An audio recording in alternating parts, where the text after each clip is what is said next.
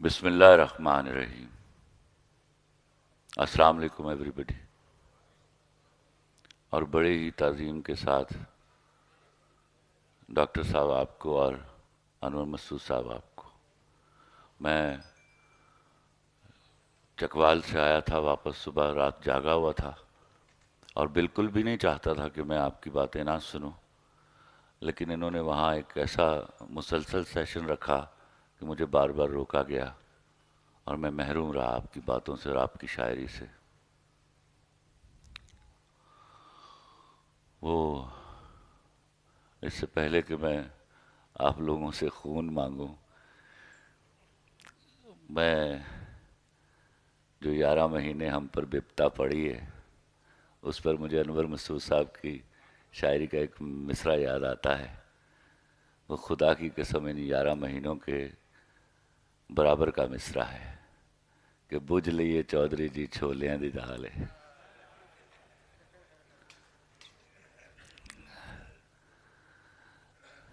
سیالکوٹ کی مٹی سے مجھے عشق ہے، اس سے کون نا واقف ہے۔ اس کی جملہ وجوہات ہیں جو میں اس وقت بیان نہیں کر سکتا کیونکہ میں نے گھر جانا ہے واپس، اور آج میری بیگم کا بھائی بھی میرے ساتھ ہے۔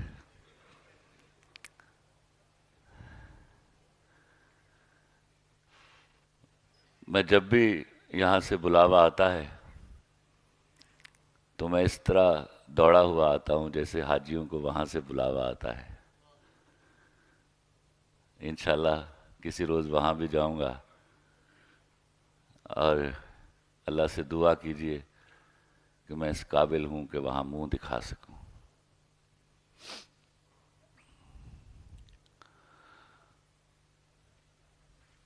مزے کی بات ہے کہ میں نے اپنی زندگی میں جو پہلی خون کی بوتل دی تھی وہ اپنی بیوی کو دی تھی، اور اس نے ضد کر کے، حالانکہ میرے دونوں بھائی تیار تھے، لیکن اس نے کہا نہیں، خون مجھے اسی کا چاہیے۔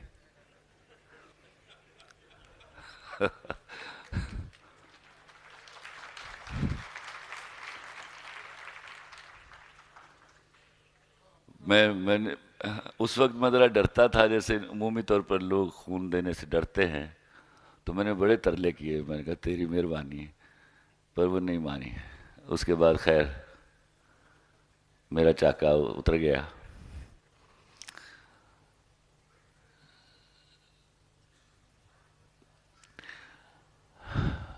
آپ لوگوں کی موجودگی میں کچھ باتیں ہیں، شکر ہے خدا کا کہ آج یہاں بہت سارے باپ اور بہت سارے بھائی بھی موجود ہیں۔ ابھی کل ایک بھیانک دن گزر کر گیا ہے جس کے توسط سے شاید مجھے کافی دیر یاد رکھا جائے گا۔ وہ بھیانک اس لیے نہیں ہے کہ وہ ویمنز ڈے ہے، وہ بھیانک اس لیے تھا کہ ایک دن مجھے پتا چلا یہ ویمنز ڈے نہیں ہے۔ کہیں بیٹھ کر میرے ہاں کی عورت کی توہین کی جا رہی ہے، اور مجھے افسوس ہوتا تھا اپنے ہاں کی عورت پر کہ وہ سیدھا سیدھا آپ کی چادر پر ہاتھ ڈالتے ہیں اور آپ سمن بکمن گھر میں بیٹھی رہتی ہیں۔ اللہ کا شکر ہے کہ اب وہ شورش بہت بہت کم ہو گئی، لیکن یاد رکھیے سانپ بل میں چھپ بھی جائے تو سانپ ہی رہتا ہے۔ تو دوبارہ جب وہ پھن پھیلائے تو ہر دفعہ آپ مڑ کر میری طرف مت دیکھیے گا۔ اب آپ کا کام ہے اپنے سوشل سیٹ اپ کو بچانے کا، اپنی نارمز کا دفاع کرنے کا، اور بجائے اس کے کہ آپ ہر چیز ادھار لینے کی طرح سوشل نارمز بھی باہر سے مستعار لیں۔ کوئی وقت ایسا بھی آئے گا کہ ہم لوگ بھی کسی کو کچھ دیں گے اور دھڑلے سے یہ کہیں گے کہ یہ ہمارا سوشل سیٹ اپ ہے، اب تم اس کے اندر اتر کر دیکھو. وہ جو اپنے فیملی فیبرک کے ٹوٹنے کے بعد بلینز کی انویسٹمنٹ کر رہے ہیں، وہ آپ کے سوشل سیٹ اپ کو توڑنے کی پوری کوشش کرتے ہیں. اور آپ جو منہ ٹیڑھا کر کے جو آپ کو انگریزی بولنے کی عادت پڑ گئی ہے، میں 20 دفعہ سمجھا چکا ہوں، انگریزی آپ کو کبھی نہیں آئے گی. آپ کے ہاں کہیں وہم ہو گیا ہے. آپ نے 3023 میں اگر آپ زندہ رہے، ملک زندہ رہا، تو آپ اپنی نسلوں کی صورت میں زندہ ہوں گے، تو آپ نے کام اپنی زبان میں کرنا ہے. اس لیے مت ہر چیز کو ادھار لینے کی عادت ترک کر دیجیے. میں کہیں یو ایم ٹی میں تقریر کر رہا تھا جاوید صاحب، تو وہ جو کنڈکٹ کر رہا تھا اسٹیٹ سیکریٹری، وہ انگریزی میں کنڈکٹ کر رہا تھا. حیرت ہو رہی تھی مجھے کہ بلایا مجھے ہوا ہے اور انگریزی میں سارا پروگرام کنڈکٹ ہو رہا ہے. تو زبان کوئی بھی ہو میں اس کا احترام کرتا ہوں، لیکن میری زبان میری سگی ماں ہے، میں اس پر سوتیلی کو ترجیح نہیں دے سکتا. تو ان کی بد نصیبی یہ ہے کہ جتنی یہ سمجھتے تھے انگریزی آتی ہے، ان سے بہتر مجھے آتی تھی. تو میں نے وہ غلط انگریزی بول رہا تھا. میں نے کہا رکو رکو میاں، کیا کر رہے ہو؟ تمہیں کس نے کہا ہے کہ میری موجودگی میں تم انگریزی میں پروگرام کو کنڈکٹ کرو؟ یہ بات پلیز غور سے سمجھیے گا، اس پر صرف ہنسیے گا مت. تو اس نے کہا sir I have been instructed to do that. تو میں نے کہا اچھا تمہیں یہ بھی کہا گیا ہے کہ تم غلط انگریزی بولو؟ تو مجھے ذرا بتاؤ تم میں کتنے ہیں؟ اتنا ہی کوئی مجمع تھا کہ 800-900 کا، آپ شاید کچھ زیادہ ہوں گے. کتنے لوگ ہیں جن کو جو انگریزی میں ایم فل اور پی ایچ ڈی کر رہے ہیں؟ تو ٹو مائی ونڈر اگر 150 ہاتھ کھڑا ہوا ہے تو اس میں 100 سے زیادہ لڑکیاں تھیں. تو میں نے کہا انگریزی آتی ہے؟ ایک لمحے کے لیے انہوں نے حیرت سے دیکھا مجھے. میں نے کہا میں نے بڑا سادہ سوال کیا آپ سے، مجھ سے کوئی سوال پوچھے میں فی الفور جواب دوں گا اس کا. میں نے پوچھا آپ جو انگریزی میں انگلش لٹریچر میں ایم فل اور پی ایچ ڈی کر رہے ہو، انگریزی آتی ہے آپ کو؟ تو ایک بخش سنائی دی کہ جی آتی ہے. پھر کوئی 20-25 لوگ بولے. میں نے کہا اب کلمہ پڑھ کے مجھے بتاؤ، تم میں سے کسی نے کبھی انگریزی میں خواب دیکھا ہے؟ خواب مر جانی ہو تانوں اپنی زبان چاہتے ہیں. میں کتنا خوش ہوا کرتا تھا جب چوٹ لگتی تھی اور لڑکی کی آواز آتی تھی ہائے میں مر گئی. اب کہتی ہے آؤچ. میں نے ایک لڑکی سے پوچھ لیا کہ اس درد کی حالت میں تم آؤچ کہنے کو کیسے یاد کرتی ہو؟ اس میں کیا قباحت ہے اگر تمہارے منہ سے نکلے گا اور سچ نکلے گا کہ ہائے میں مر گئی؟ کب آپ کو یقین آئے گا کہ آپ بھی دنیا کی دوسری قوموں کی طرح بڑی بہتر قوم ہے؟ آپ تو نبی صلی اللہ علیہ وسلم کی امت سے ہو. آپ اس طرح زبانوں کے سامنے، کریکولم کے سامنے اس طرح بھگوڑوں کی طرح بک جائیں گے؟ لیکن آپ بک گئے. آپ نے اتنا خرچہ کیا ہے بچوں کو انگریزی اسکولوں میں داخل کرنے کے لیے. اس بات پر میں یاد رکھیے گا انگلش میڈیم اسکول اتنا بڑا مافیا ہے کہ میرا مرڈر بھی کیا جا سکتا ہے اس بات کے اوپر. آپ کے فرشتوں کو معلوم نہیں ہے. لیکن آپ نے صرف ایک زبان سکھانے کے لیے، جس کی وجہ سے بچہ 200% پڑھائی سے بھاگتا ہے، ایونچولی اس کو صرف انگریزی یاد رہ جاتی ہے، باقی ککھ نہیں آتا انہوں. This is how you have played havoc with your education.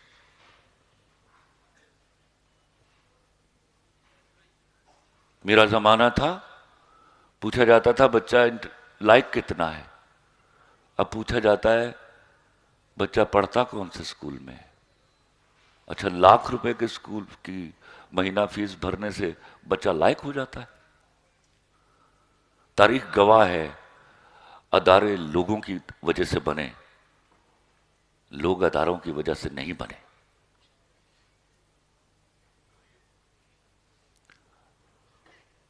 تو یہاں میں بہت چڑھ جاتا ہوں، کیونکہ جو بربادی آج آپ اپنے سامنے دیکھ رہے ہیں، اور دیکھ کیا رہے ہیں؟ پٹرول بڑھ رہا تھا تو میرے ہی کچھ جاننے والوں نے مجھے فون کر دیا کہ خلیل صاحب پٹرول پر والو 35 روپے بدل لگ گا جی۔ جب کسی قوم کی یہ حالت ہو جاتی ہے تو میرے جیسے لوگ بھی مایوس ہو جاتے ہیں، جو کبھی مایوس نہیں ہوا کرتے تھے۔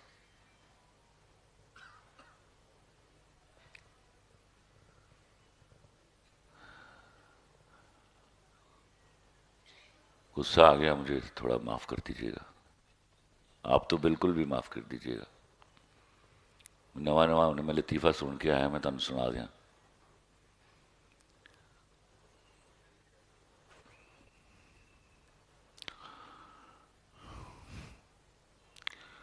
ایک کڑی منڈا ایک درخت دے پیچھے اخلاق باختہ حرکتاں کر رہے سن، تو ایک نستعلیق بزرگ آ گیا۔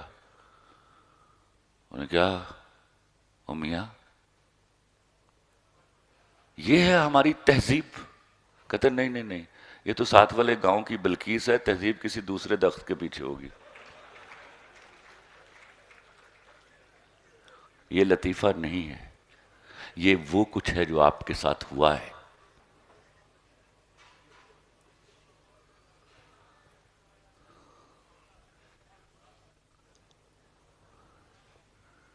بناوٹی زندگیاں گزارتے ہیں ہم۔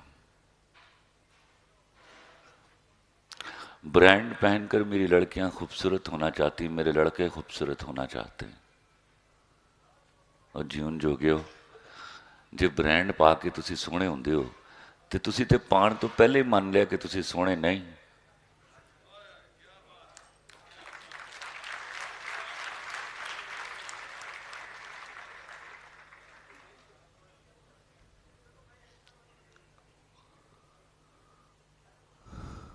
سونے ہو جائیے۔ سونا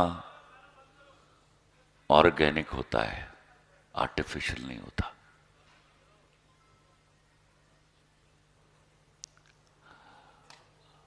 آپ کے اندر کا علم، آپ کی رگوں میں دوڑتا ہوا آپ کا خون، آپ کی جیب میں کمایا ہوا آپ کا حلال کا پیسہ، یہ بناتا ہے آپ کو خوبصورت۔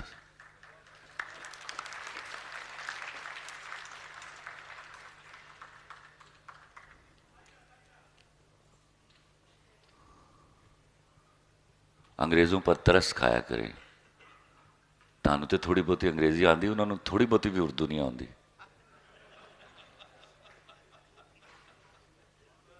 میں کہا کرتا ہوں ان کو کہ مجھے ترس آتا ہے تم پر، یو آر انفیریئر۔ مجھے ایک انگریز نے ہنس کے پوچھا کیسے خلیل صاحب؟ میں نے کہا بتاؤ کتنی زبانیں آتی تمہیں؟ مجھے 4 آتی، تمہیں ایک صرف انگریزی آتی ہے، تو تیری انگریزی تو میں نے سیکھ لی ہوئی ہے۔ یہ مفتو قوموں کا چلن تھا۔ کبھی آپ کو موقع مل جائے، اور کبھی زندگی کے کسی موڑ پر موقع مل جائے کہ آپ اپنا پنجابی لٹریچر نکالیے اور پڑھیے، اپنا اردو لٹریچر نکالیے اور پڑھیے، آپ یقین کیجئے آپ کے پنجابی شعراء ایسے ایسے بڑے اشعار ہیں ان کے کہ کئی شیکسپیئر ایک ایک شعر کی نظر ہو جاتے ہیں۔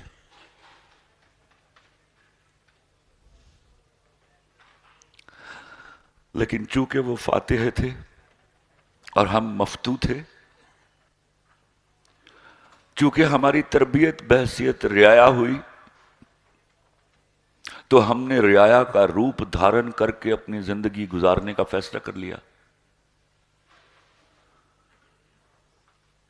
میں نے 17ویں گریڈ کے آفیسر کو 18ویں گریڈ کے آفیسر کے سامنے اور 18ویں گریڈ کے آفیسر کو 19ویں گریڈ کے سامنے اس طرح ہاتھ باندھے دیکھا ہے۔ آپ کو شرم آتی؟ یہ ہاتھ تو آپ قیام کے وقت اللہ کے سامنے باندھتے تھے، یہاں یہ کسی آدمی کے سامنے کیسے باندھ لیا آپ نے؟ تو یہاں سے آپ کے بچوں نے سیکھا، کیونکہ جب آپ حرام کماتے ہیں نا، پھر ہاتھ باندھتے انسانوں کے سامنے اس طرح.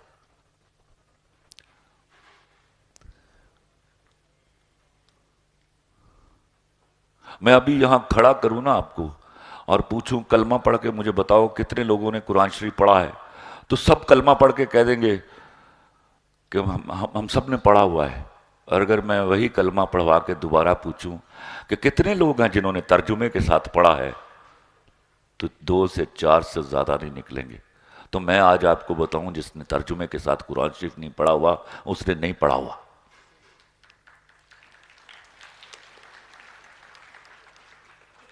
یہ وہ گناہ تھا جس کی وجہ سے اتنے فرقے بنے آپ کے اندر.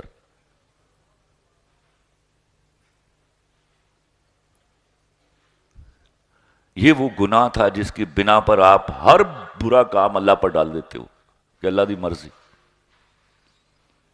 آپ ٹھیک وہ قوم بن چکی ہو جس کو چنگیز خان روندتا ہوا گزر گیا تھا. صبح 900 دعائیں، رات کو 900 دعائیں، انڈیا کو بد دعائیں، یہودیوں کو بد دعائیں. This is what we are doing.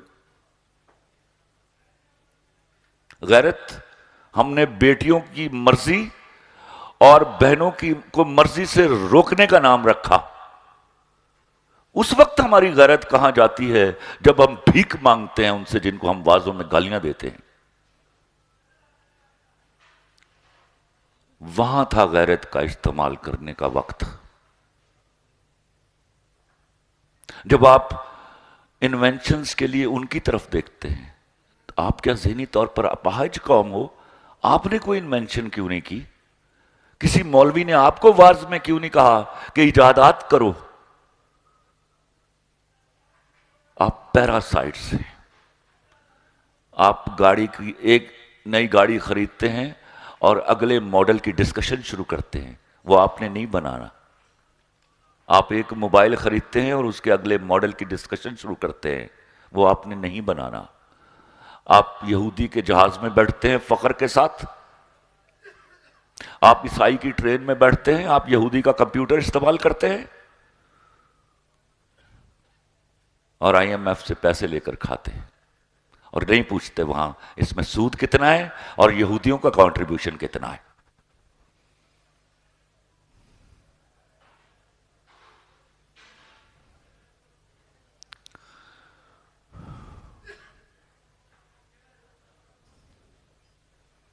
پھر غصہ کر کے زیادہ.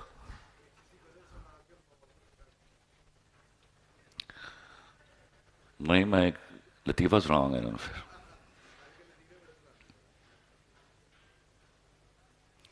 وہ ایک ککڑی دا ایک باز نال ویاہ ہو گیا تو کوئی مہینے بعد ککڑ ملیا انہوں ککڑی نو کہندا فٹے منہ تیرے تینوں ویاہ کرنے واسطے باز ہی نظر آیا سی، میں تینوں نظر نہیں آیا. ککڑی کہندی اڑیا یقین کر میں ویاہ تیرے نال ہی کرنا چاہنی سا پر میری ماں چاہتی سی کہ منڈا ایئر فورس وچ ہوئے.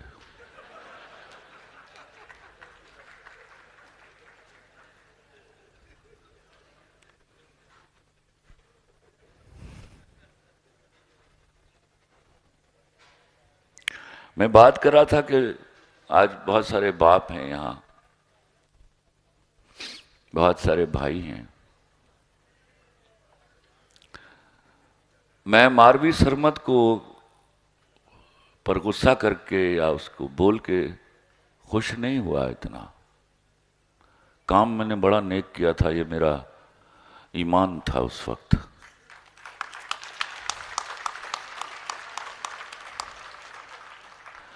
لیکن آج میں آپ کو بتانے لگا ہوں کہ میرے ہاں کا 80-85% باپ ماروی سرمد کی پیدائش کا ذمہ دار ہے.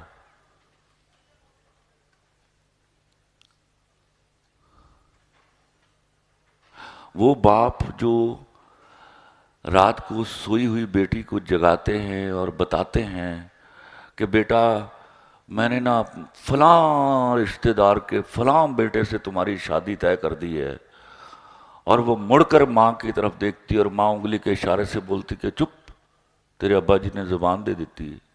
وہ ذمہ دار ہے. آپ جب لڑکی کی شادی اس کی مرضی کے برخلاف کرتے ہو تو خدا کی قسم کھا کے کہتا ہوں آپ اس کو 50-55 سال کے لیے ریپ کرنے کے لیے ایک شخص کے حوالے کرتے ہو، آپ اس سے پہلا بنیادی شرعی حق چھینتے ہو، اور وہ تباہی کرتا ہے میرے سوشل سیٹ اپ کا، ماروی سرمد نہیں کرتی۔ Marvi Sarmad is a problem, you are the origin of the problem.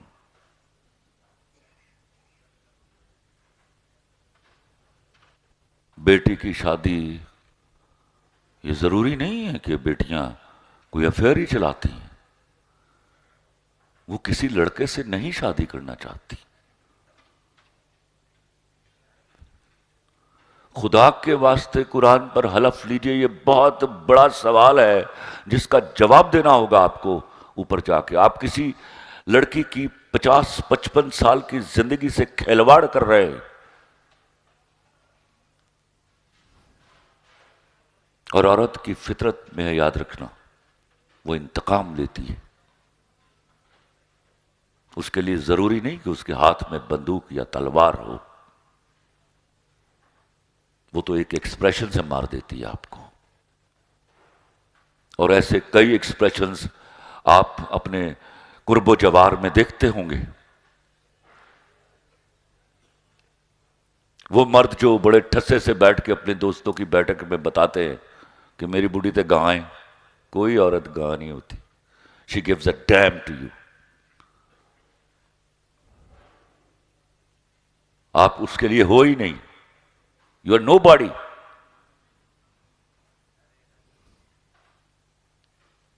یہ گناہ ترک کر دیجئے، بڑی سخت جواب دہی ہوگی اس کی۔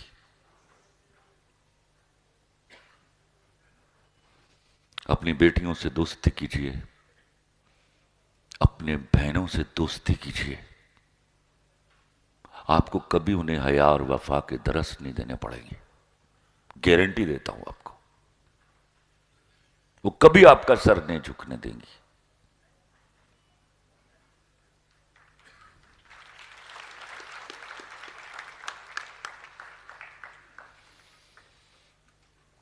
آپ کی اجازت سے کچھ اشعار سنا دوں؟ بڑے صاحب سے اجازت۔ کسی زمانے میں پنجابی میں ایک نظم لکھی تھی، تو سوچتا تھا یہ میں نے کس پر لکھی ہے، کہ میری بیوی مجھے شاعری نہیں کرنے دیتی تھی، وہ کہتی تھی اے تو کدے واسطے لکھ رہے ہیں پیا، تو وہ لکھ کے میں سوچتا رہا یہ میں نے کس لیے، کیونکہ میں مایوس ہونے والے لوگوں میں نہیں تھا۔ لیکن آج مجھے لگتا ہے کہ 2003 میں جب میں نے لکھی تو شاید 2023 کا الہام تھا میرے پاس۔ عرض کر رہا ہوں، کل راتی میں شیشے سامنے من کلبوت نو وکھریاں کر کے اپنے آپ نو چاتی ماری، اکھاں گلاں متھا تکیا، حوصلہ آکڑ ہمتاں مینیاں، جد میں پھر تریڑاں گنیاں، حوصلے مینوں کان وچ دسیا گل مک گئی، لیکھاں دے نال ہور لڑائی نہیں ہو سکتی، ہن ڈگ ٹہ جا، اس ٹٹ پج تے ہور لپائی نہیں ہو سکتی۔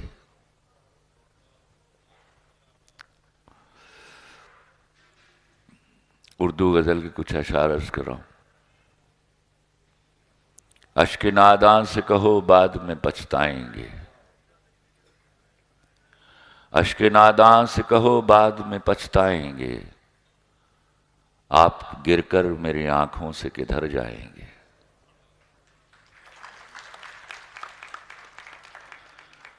اشک ناداں سے کہو بعد میں پچھتائیں گے، آپ گر کر میری آنکھوں سے کدھر جائیں گے۔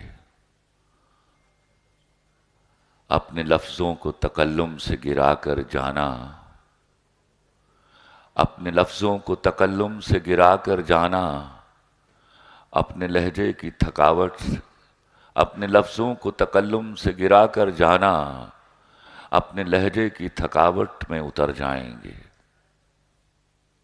تم سے لے جائیں گے ہم چھین کے وعدے اپنے، تم سے لے جائیں گے ہم چھین کے وعدے اپنے، اب تو قسموں کی صداقت سے بھی ڈر جائیں گے۔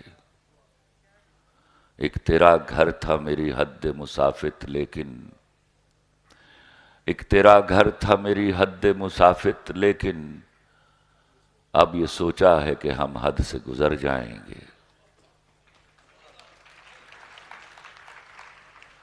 اپنے افکار جلا ڈالیں گے کاغذ کاغذ، اپنے افکار جلا ڈالیں گے کاغذ کاغذ، سوچ مر جائے گی تو ہم آپ بھی مر جائیں گے۔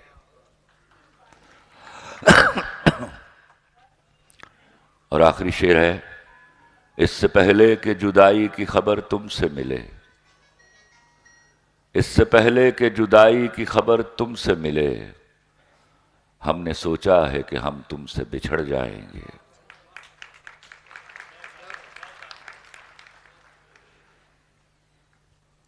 ایک غزل کی اور اشعار عرض کرتا ہوں۔ تم نے بکنا ہے تو بیوپار بھی ہو سکتا ہے،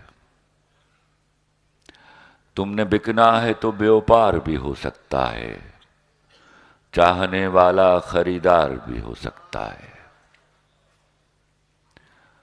اپنے دشمن کو ابھی شک کی نگاہوں سے نہ دیکھ،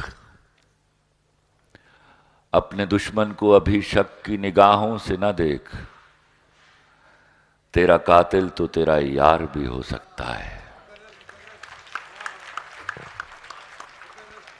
اپنے دشمن کو ابھی شک کی نگاہوں سے نہ دیکھ، اپنے دشمن کو ابھی شک کی نگاہوں سے نہ دیکھ، تیرا قاتل تو تیرا یار بھی ہو سکتا ہے۔ اور شعر عرض ہے انور مسعود صاحب، عشق سولی ہے تو مرنے کی روایت کیسی، عشق سولی ہے تو مرنے کی روایت کیسی، پیار زندہ تو سرے دار بھی ہو سکتا ہے۔ اس کا منظور نظر کون ہے معلوم نہیں، اس کا منظور نظر کون ہے معلوم نہیں، مجھ سا کم بخت گنہگار بھی ہو سکتا ہے۔ اس کا منظور نظر کون ہے معلوم نہیں، مجھ سا کم بخت گنہگار بھی ہو سکتا ہے۔ اور آخری شعر ہے، مجھ سے دامن نہ چھڑا مجھ کو بچا کر رکھ لے،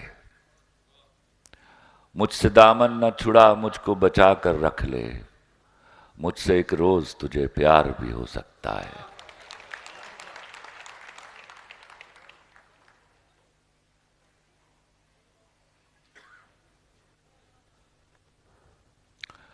اب میں نے اتنی کام کی باتیں آپ کو بتائی ہیں، تو میں آپ سے عرض کروں گا، جس نیک کام میں اسار ویلفیئر فاؤنڈیشن جُتی ہوئی ہے، اینا خون تسی اپنی بڑھیاں نوں پیا دیندے ہو، میرے سمیت، مائنڈ نہ کیجیے گا جو خواتین بیٹھی ہیں، وہ آپ کا حق ہے اور ہمارا فرض ہے۔ تو یار مہربانی کر کے ایک ایک بوتل دے دیو، ڈاکٹراں کو پوچھ لو خون دے نال فائدہ ہوندا جی، نواں خون جڑا ہے that adds to your life and to your health۔ تو میں سمجھاں گا کہ میری تسی اینی عزت کر دیو، اور جنہاں دیاں جتیاں دے تھلے خلیل الرحمان قمر جنم لیندے نے انہاں دے آئے دی عزت کیتی تسی۔